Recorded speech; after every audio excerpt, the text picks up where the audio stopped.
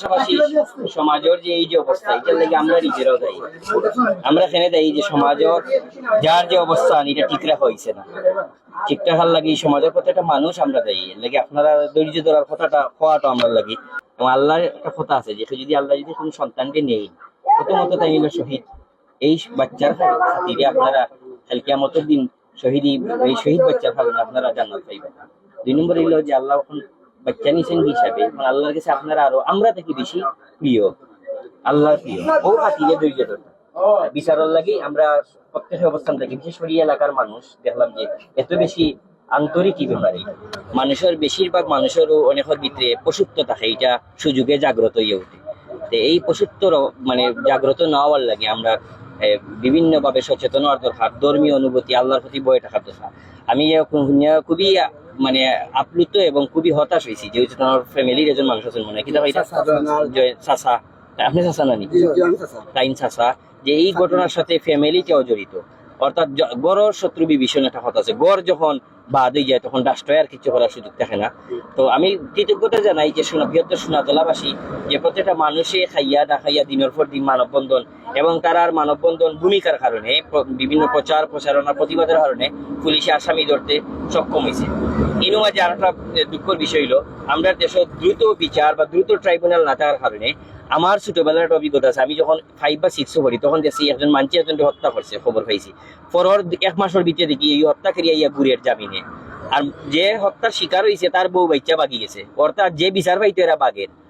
পাশাপাশি বাংলাদেশের ইতিহাসে সব থেকে বেশি হত্যা করছে একজন কক্সবাজার একজন ওসি, 1000 মানুষ মারিয়াও এখনো তার কোনো বিচার হয়েছে না।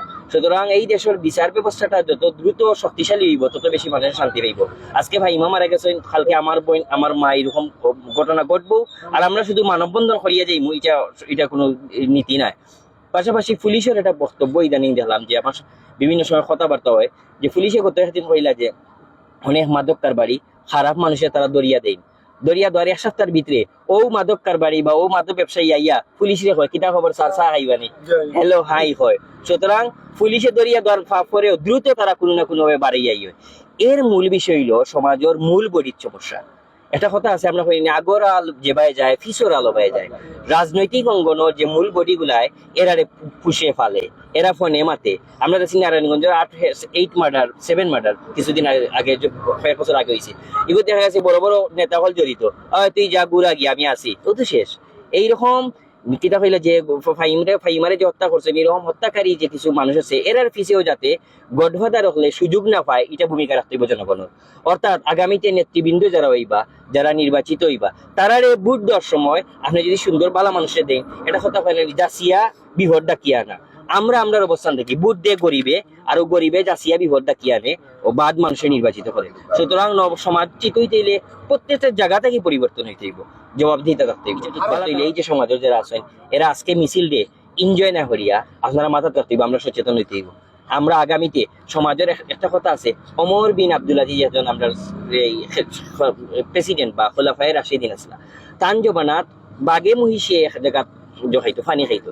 এর ব্যাখ্যাটা হইল ওটা রাষ্ট্রের সর্বোচ্চ জায়গা যখন সত্য থাকবো তখন আপনি এমনিও এই ঠিক হয়ে যাবা। একটা প্রশাসক আছিল এক দেশ, এই দেশের ব্রিজে যে কুত্তা যে আছে নানি রাতকে যে কুত্তা গুলো কিতা হয় বেবারিশ কুত্তা অপোজিট সাইডে আসলে এগুলো গুল্লি হরি মারলি তো কুত্তা পর্যন্ত ঠিক হয়ে গেছিল যে মানুষ ঠিক হইব না। সুতরাং রাষ্ট্রের সুযোগ না দিলে কোনো ঘটনা ঘটতো নাই, আর রাষ্ট্রের সুযোগ না দিলে কোনো বিচারও মানে সুযোগ দিলে সহজে বিচার হয়ে যাবে। ইনশাল্লাহ আগামীতে আমরা এইরকম দেশ চাই না, সুন্দর একটা দেশ চাই।